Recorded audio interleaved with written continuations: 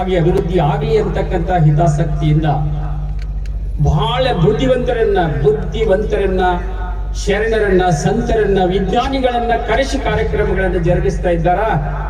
ಅದಕ್ಕೆ ನಾವು ಅವರಿಗೆ ಅನಂತ ಧನ್ಯವಾದಗಳನ್ನ ಸಲ್ಲಿಸ್ತಾ ಇದ್ದೇವೆ. ಈ ವೇದಿಕೆಯ ಮೇಲೆ ಆಶೀರ್ವಾದಂತ ಪೂಜ್ಯರನ್ನ ಈ ಒಂದು ಹಿಂದೂ ಸಮಾವೇಶದ ಸಂಚಾಲನಾ ಸಮಿತಿಯ ಅಧ್ಯಕ್ಷನನ್ನಾಗಿ ನನ್ನನ್ನು ಗುರುತಿಸಿಕೊಂಡಿದ್ದಾರೆ. ಅದಕ್ಕೆ ಈ ಎಲ್ಲಾ ಪೂಜ್ಯರಿಗೆ ನಾನು ಅನಂತ ಧನ್ಯವಾದಗಳನ್ನ ಹೇಳ್ತಾ ಇದ್ದೀನಿ. ತಾವು ಈ ಸಮಾವೇಶದಲ್ಲಿ ಭಾಗವಹಿಸಿದ್ದೀರಿ. ನಾನು ಬಂದು ಹೇಳಿದೆ, ಸಮಾವೇಶದಲ್ಲಿ ಈ ಸ್ವಾಮೀಜಿಗಳನ್ನ ಸನ್ಮಾನ ಮಾಡ್ತಾ ಇದ್ದಾರೆ, ದಯವಿಟ್ಟು ಚೆನ್ನಾಗಿ ಚಪ್ಪಾಳಿ ತಟ್ಟಿ ಅಂತ. ಅವರೆಲ್ಲ ನಮ್ಮ ಹಿತವನ್ನ ಕಾಪಾಡ್ತಕ್ಕಂಥವ್ರು. ಅಲ್ಲಿಂದ ಈ ಒಂದು ಹಿಂದೂ ಜಾಗರಣ ಸಮಿತಿಯಲ್ಲಿ ಅವ್ರು ಕಾರ್ಯ ಮಾಡ್ತಕ್ಕಂಥವ್ರು. ಅವ್ರು ಇವತ್ತ ನಮ್ಮ ಆಮಂತ್ರಣಕ್ಕೆ ಕರೆ ಕೊಟ್ಟು ಬಂದಿದ್ದಾರೆ. ಅವರನ್ನ ನಾವು ಗೌರವಿಸ್ತಕ್ಕಂಥ ಕೆಲಸ ನಮ್ದದೆ. ಅದಕ್ಕೆ ಈ ಎಲ್ಲಾ ಸ್ವಾಮೀಜಿಗಳಿಗೂ ನನಗೆ 10 ನಿಮಿಷ ಕೊಟ್ಟಿದ್ದಾರೆ. ಇವ್ರ ಹೆಸರು ಹೇಳ್ಕೊತ ಆದ್ರೆ 10 ನಿಮಿಷ ಹೋಗ್ಬಿಡ್ತದೆ. ಅದಕ್ಕೆ ಈ ಒಂದು ಸಂಚಾಲನ ಸಮಿತಿ ಅಧ್ಯಕ್ಷರನ್ನಾಗಿ ಮಾಡಿದ್ದಾರೆ. ಅದಕ್ಕೆ ಈ ಎಲ್ಲ ಸ್ವಾಮೀಜಿಗಳಿಗೆ ನಾನು ಅನಂತ ಪ್ರಣಾಮಗಳನ್ನು ಸಲ್ಲಿಸಿ ನೇರವಾಗಿ ವಿಷಯಕ್ಕೆ ಬರ್ತಾ ಇದ್ದೀನಿ. ಇವತ್ತಿನ ಈ ಒಂದು ಹಿಂದೂ ಸಮಾವೇಶದ ಸಂಚಾಲನಾ ಸಮಿತಿ ಅಧ್ಯಕ್ಷನನ್ನಾಗಿ ಗುರುತಿಸಿದೀವಿ ಪಾಟೀಲ್ ಸರ್, ನೀವು ಆಗಬೇಕು ಅಂದ್ರು. ನಾನು 37 ವರ್ಷ ಸ್ಥಳೀಯ ಕಾಲೇಜ್ನಲ್ಲಿ ಪ್ರಾಧ್ಯಾಪಕನಾಗಿ ಸೇವೆ ಮಾಡಿದವನು.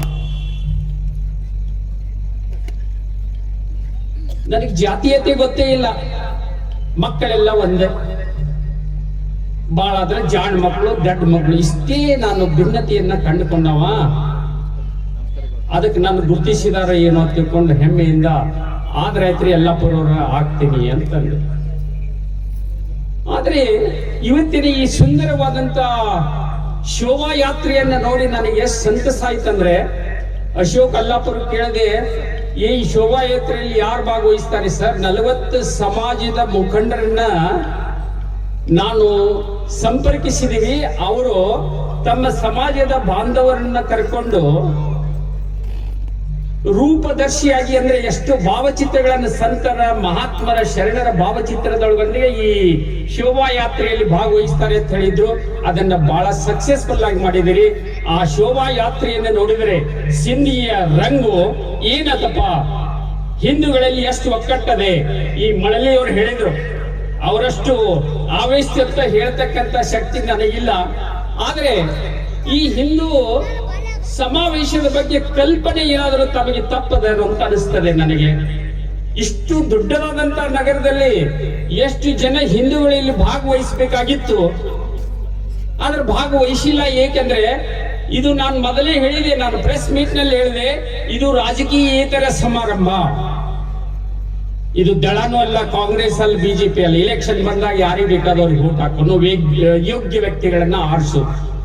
ಆದ್ರೆ ನಾವೆಲ್ಲ ಹಿಂದೂ ರಾಷ್ಟ್ರದಲ್ಲಿ ಇರ್ತಕ್ಕಂಥವ್ರು ಹಿಂದೂಗಳು ಏನ್ ಮಾಡ್ಬೇಕಾಗಿದೆ? ನಾವು ಸನಾತನ ಹಿಂದೂ ಧರ್ಮ, ಸನಾತನ ಭಾರತ ದೇಶವನ್ನ ಎಷ್ಟು ಮೇಲೆತ್ತರಕ್ಕೆ ನಾವು ಒಯ್ಯಬೇಕಾಗಿದೆ?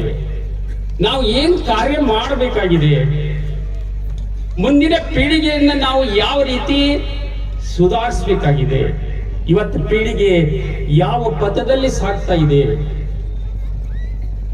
ಗುರುಗಳ ಕಾಲೇಜ್ಗೆ ಹೋಗಿದ್ದೇವೆ ನಾವು. ಒಂದು ಲಯನ್ಸ್ ಕ್ಲಬ್ ಏನೋ ಕಾರ್ಯಕ್ರಮ ಇತ್ತು. 10 ಗಂಟೆಗೆ ಗುರುಗಳು ಕರ್ಕೊಂಡು ಹೊಂಟಿದ್ದೆ. SS ಪಾಂಡ್ರ ಹೊಂಟೆ ಬಿಟ್ಟ ಅಲ್ರಿ ಹುಡುಗರು ಅಂದ್ರು. ಅಲ್ಲ, 10 ಗಂಟೆಗೆ ಹುಡುಗರು ಹೊಂಟವ್ರು, ಹೆಂಗ್ರಿ ಇದು ನೀವು ಕಾಲೇಜ್ ಹೆಂಗ್ ಅಂತಂದ್ರು. ಹುಡ್ರಿ ಅಪ್ಪಗಳ ಅವರೆಲ್ಲ ಮನೆ ಪಾಠಕ್ಕೆ ಹೋಗ್ಬಿಡ್ತಾರ್ರಿ. ಕಾಲೇಜಿನಾಗ ಲೆಕ್ಚರರ್ಸ್ ಪಾಠನೇ ಕೇಳೋದಿಲ್ಲ, ಮನೆ ಪಾಠಕ್ಕೆ ಹೋಗ್ಬಿಡ್ತಾರೆ. ತಂದೆ ತಾಯಿ ಎಲ್ಲ ಪಾಠದ ಖರ್ಚು ವೆಚ್ಚ ಕೊಡ್ತಾರೆ. ಶ್ರೀಮಂತ ಮಕ್ಕಳದವ. ಇದು ಹೀಗೆ ನಡೆಯದ್ರಿ ಅಪ್ಪಗಳೇ. ಇಂಥ ಒಂದು ವ್ಯವಸ್ಥೆಯಲ್ಲಿ ನಾವು, ಈ ಶಿಕ್ಷಣದ ವ್ಯವಸ್ಥೆಯ ತಪ್ಪು ಹಾದಿಯಲ್ಲಿ ನಾವು ಸಾಗ್ತಾ ಇದ್ದೀವಿ. ನಾನು 37 ವರ್ಷ ಕಾಲೇಜಲ್ಲಿ ಪಾಠ ಮಾಡುವಾಗ ನನ್ನ ಕಠಿಣ ವಿಷಯ, ಕಾಮರ್ಸ್ ಅಕೌಂಟೆನ್ಸಿ ಕಠಿಣ ವಿಷಯ ಹೇಳ್ತಿದ್ದೆ ನಾನು.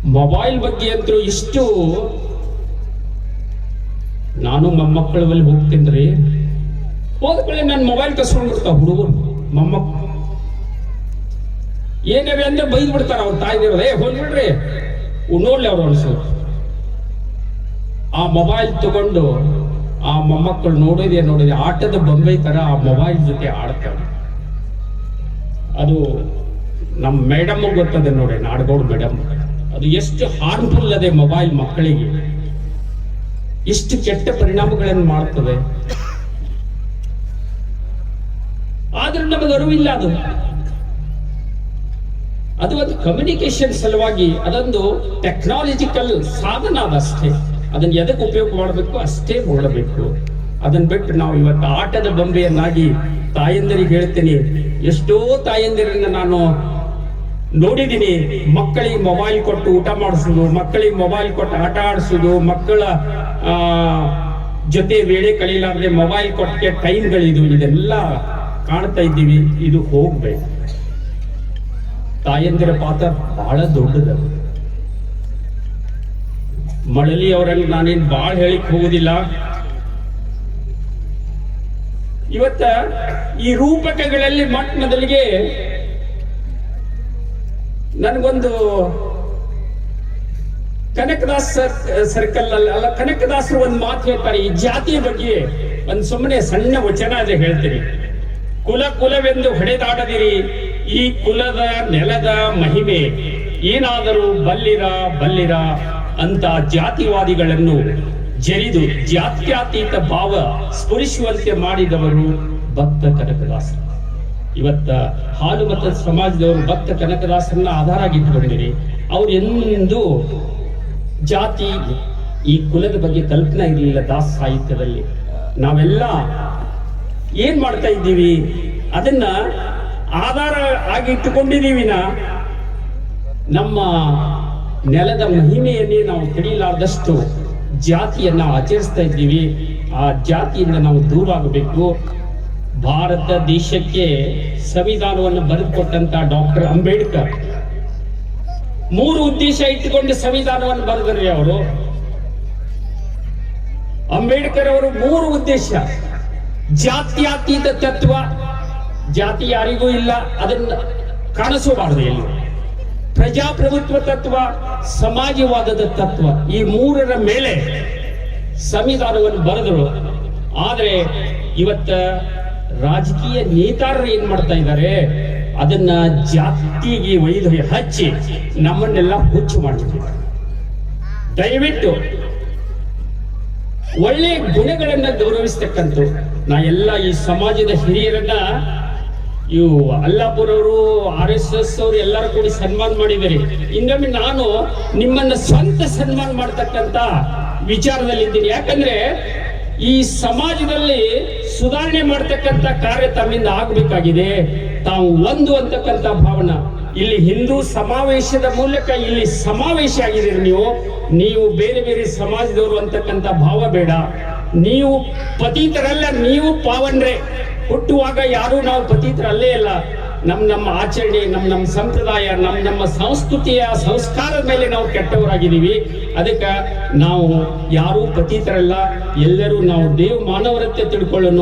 ಎಲ್ಲ ಸಮಾಜದವರು.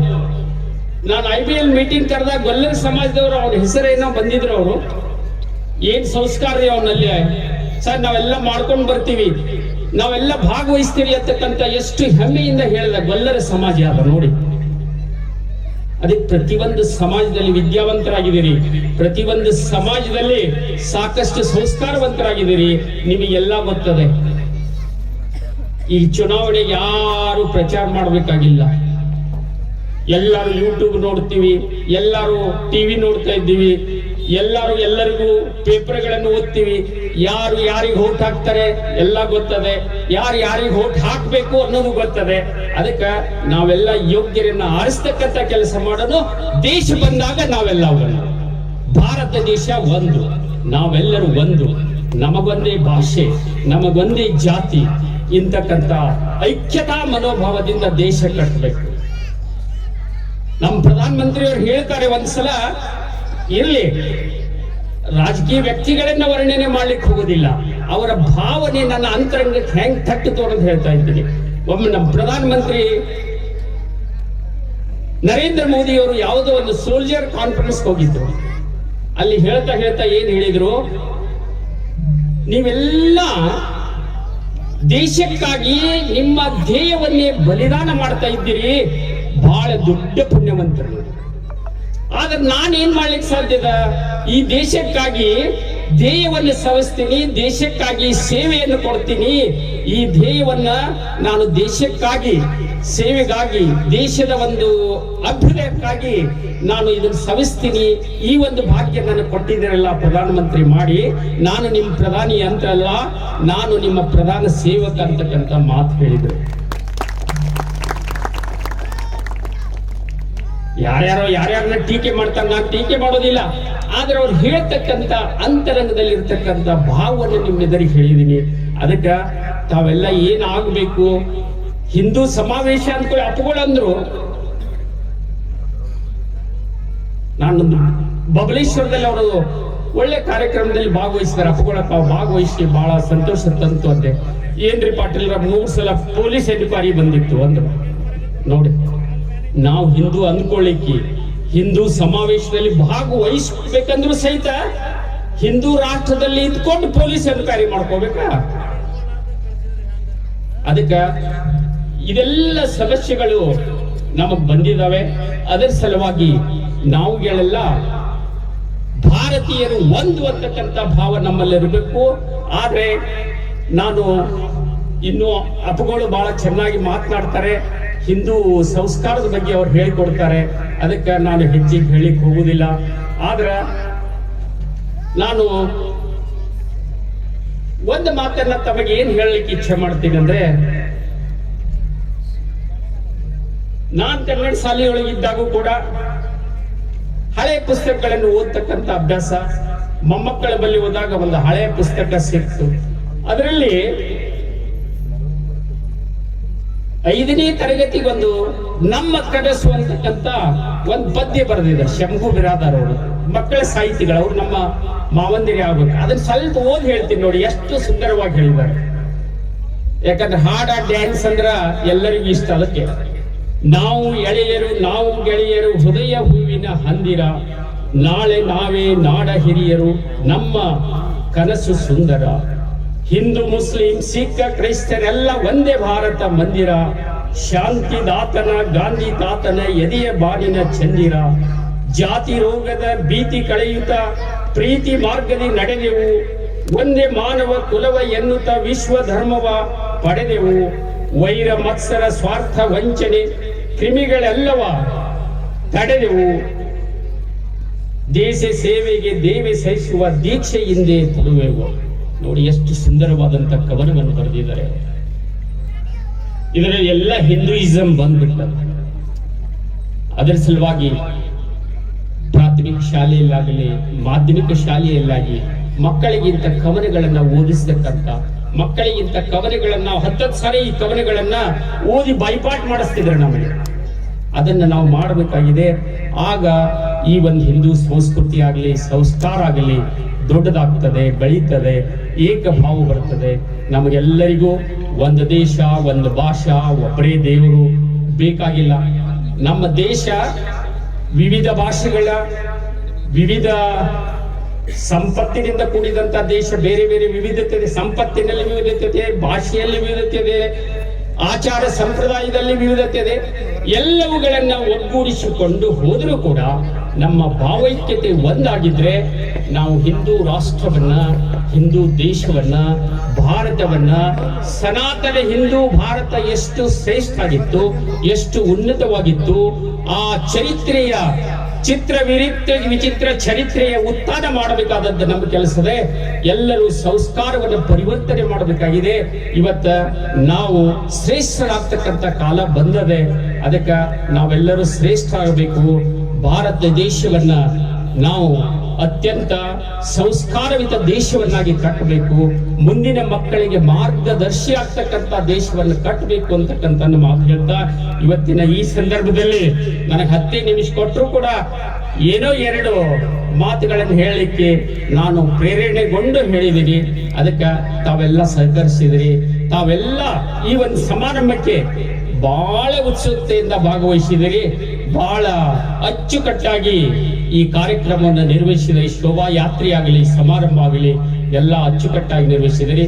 ತಮ್ಮೆಲ್ಲರಿಗೂ ಅನಂತ ಧನ್ಯವಾದಗಳನ್ನು ಸಲ್ಲಿಸ್ತಾ ವೇದಿಕೆ ಮೇಲೆ ಆಸೀನರಾದ ಪೂಜ್ಯರಿಗೆ